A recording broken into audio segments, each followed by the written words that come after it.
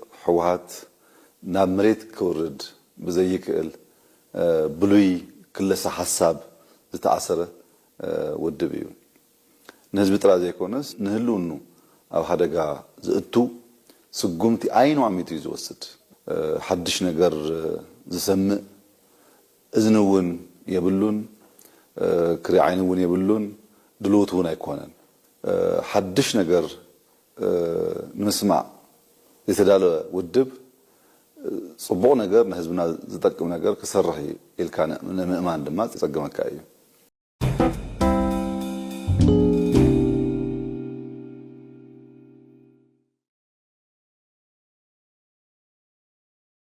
ህወሓት የተፈናቀሉ ዜጎችን ለፖለቲካው አጀንዳ ማስፈጸሚያ እየተጠቀመባቸው ይገኛል። የትግራይ ህዝብ ሰላምና እረፍት ይሻል፣ ወጣቱ ስልጣን ሊረከብ ይገባል ሲሉ ጠቅላይ ሚኒስትር አብይ አህመድ ገለጹ። ጠቅላይ ሚኒስትር አብይ አህመድ በትግራይ ወቅታዊ ጉዳዮች ላይ በሰጡት ቃለ መጠይቅ በሰሜን ጦርነት ወቅት የትግራይ ህዝብ ወደ ራያና ወልቃይት እየተፈናቀለ ቢሆንም በፕሪቶሪያ ስምምነት ማግስት ግን አብዛኛው ተፈናቃይ ወደ ቤቱ ተመልሷል ብሏል። ተፈናቃዮችን የመመለስ ስራ ቀጥሎ የይገባኛል ጥያቄዎች ካሉበት ቦታዎች የተፈናቀሉ ወደ ራያና ሌሎች አካባቢዎች መመለሳቸውን ጠቁመዋል። የተቸነከረ ሀሳብ የሚያራምደው የህወሓት ቡድን ግን ተፈናቃዮቹን ለፖለቲካ ጥቅም ስል እንደማስያዣ በመጠቀም ወደ ወልቃይት ለመመለስ አልተቻለም ሲሉ ገልጸዋል።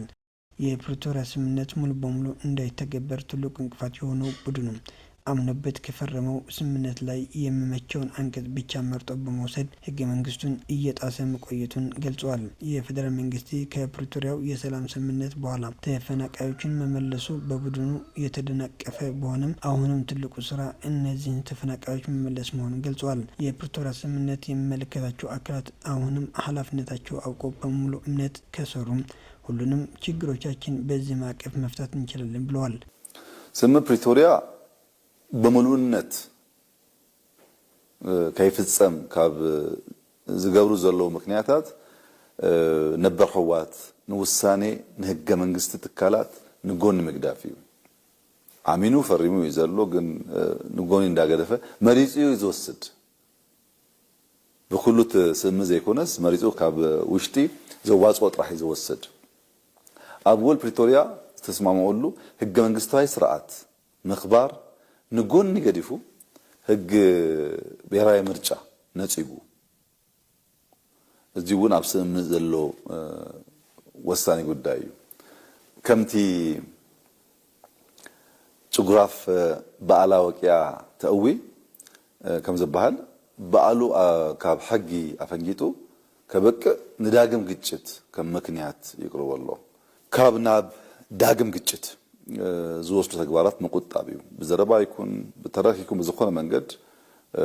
ዘሎ ናይ ዳግም ግጭት ዝወስድ ተግባራት መቆጣብ ተመዛበልቲ ናቦቶም መምላስ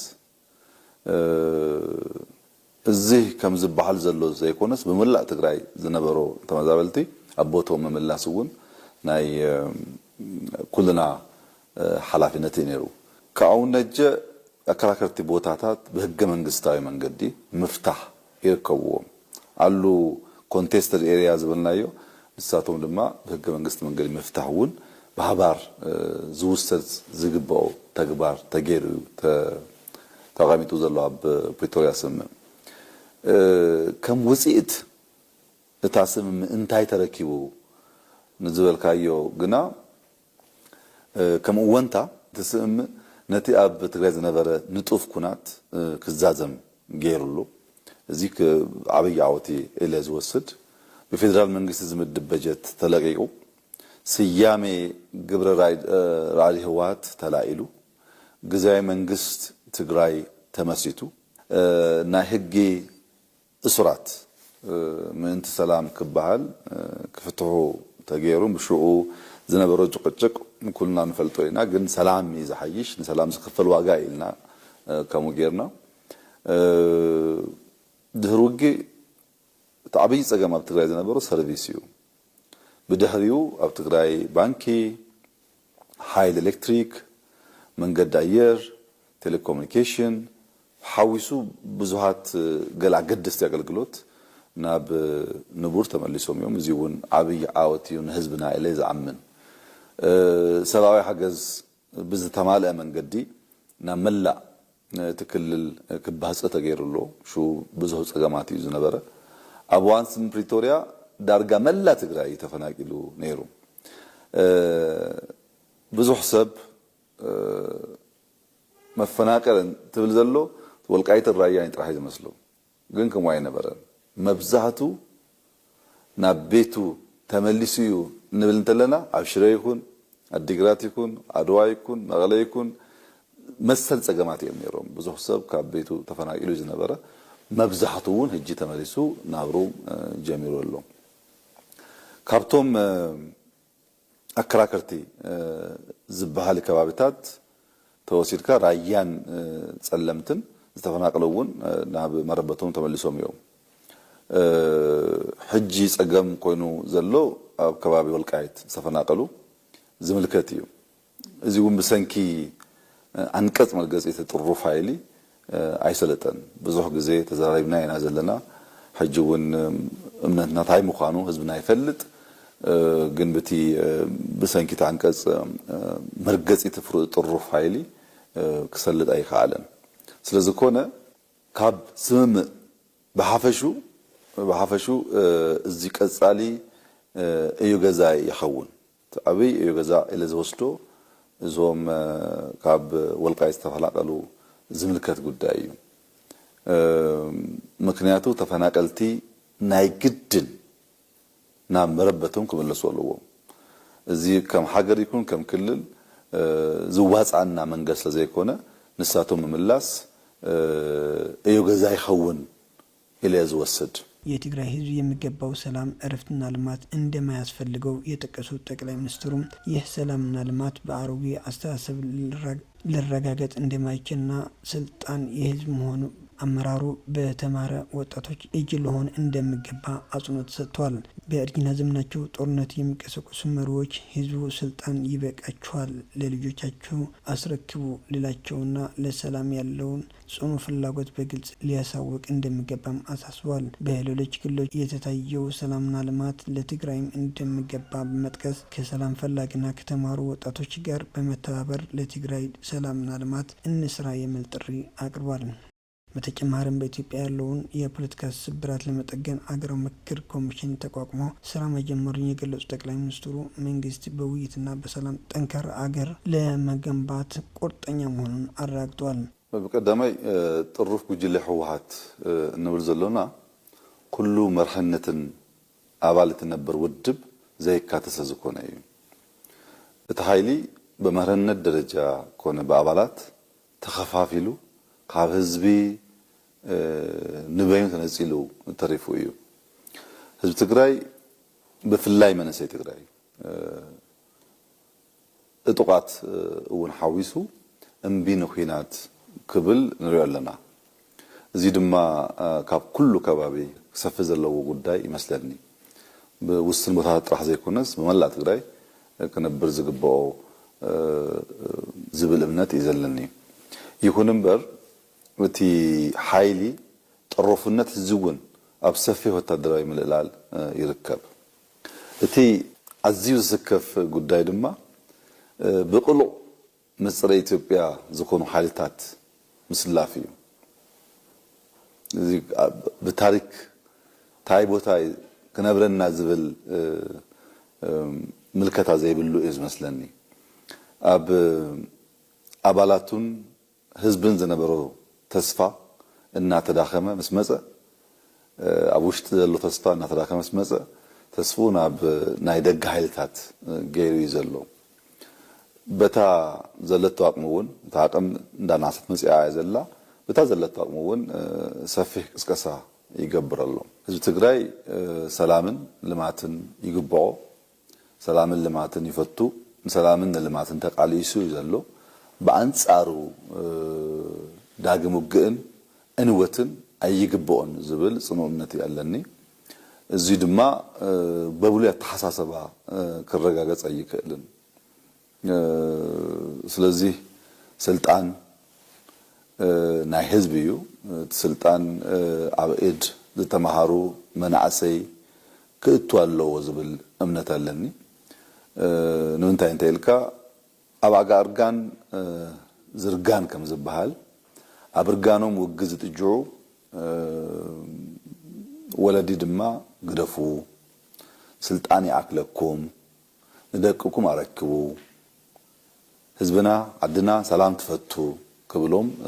ደሊ ትግራይ ረፍት ደሊ ሰላም ተደሊ ልማት ተደሊ ቦገና ድሌት ህዝብና ንምድጋፍ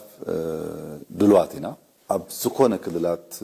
ዝመጽ ዘሎ ልማትን ሰላምን ንትግራይውን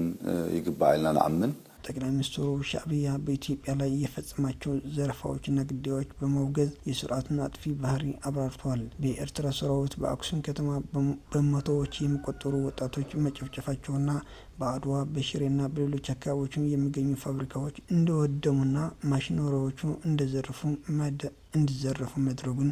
ገልጸዋል። ይህ የንጹሃን በደልና የሀብት ዘረፋ በማንም አይነት መስፈርት ተቀባይነት የሌለው መሆኑን መንግስት በጽኑ እንደሚኮንነው አረጋግጠዋል። ስርዓቱ በልማት በስልጣን ችግርና በትምህርት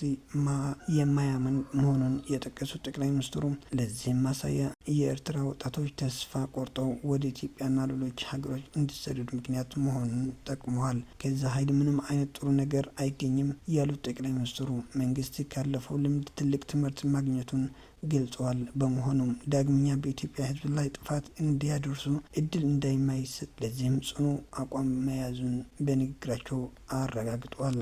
እዚህ ሰሜን መሰጠቀን እቲ ዝተረፈ ኃይልና በኤርትራ ምሳንሰበን ሻዕቢያን ህዝብ ኤርትራን ንሰራዊትና ዝገበሮ ደገፍ ዝናዓድዩ እቲ ዝተገበረ ድጋፍ በመንታይ ምክንያት እዩ ተገይሩ ዝብል ንጎኒ ገዲፍና ስለቲ አዎንታዊ አስተዋጽኦ አብዋኑ አመስኪናይና ዝነበርና እዚ ፍሉጥዩ በአደባባይ ዝገበርናዮ ስለዝኾነ ነቲ እኩይ ተግባር ድማ ንወግዞ ኣለና ትደገፍ አመስኪና ትጸገምውን ከም ጸገም ክልአል ስለዝግቦ ንወግዞ ኣለና ማለት እዩ ነህና ንእኩይ ንሰናይ ድማ ሰናይ መባል አይንስከፍል ሰራዊት ኤርትራ እዚ ሰሜን ስለስተጠቀ ነቲ አጋጣሚ ተጠቂሙ ናብ ትግራይ ምእታው ይፍለጥ መንግስት ኣብቲ እዋን ግዳማዊ ኃይሊ ከላኸል ኣብ ዝኽእሉ ኩነታት አይነበረን ኃይልና ወሰነዩ ምስ ሕወሓት ኣብ ውግእ ናዝነበርና ትግዳማዊ ኃይል ምክልካል አይንክእል ነርና ስለዝኮነ ሰራዊት ኤርትራ ኣብ ትግራይ አትዩ ከበርቲ ገበናት ፈጺሙ ትካላት ዘሪፉን ዓኒዩን ንጹሃት ቀቲሉን አሚጹን ሲቪላዊ ትህተ ቅርጽን ማህበራዊ ትካላት ዘሪፉን ዓኒዩን ብፍላይ ኣብ ከተማ አክሱም ኣብ ውሽጢ ክልተ መዓልታት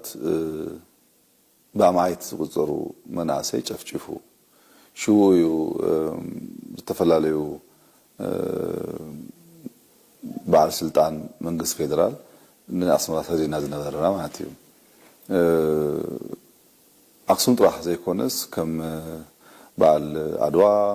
አዲግራትን ሽረን ሓዊሱ አባይቲ አፍሪሱ ኢንዱስትሪታት ዓኒዩ ማሽነሪታት ዘሚቱ ካውን መቀለ ዘይዓቱ ኢልና ሽዑ ታክቲካዊ በዝኾነ መንገድ አጽና የሆነና ከም ዝፍለጥ ንምንታይ ብዛአትወ ከተማ ሁሉ ጥፋት ይገብስ ዝነበረ ሕዚውን አለኩ የነምባል ወጥም ቅልቅል ይብለሎ መልእክተይ ንሻዕቢያ ንሰራዊት ኤሪትሪያ ንኹሎም ዘለኒ መልእክቲ ቀንጠብጠብ ትብል ዳዋ ትመጾ ኣለዋ ጥራይ ክብሎም ዝፈቱ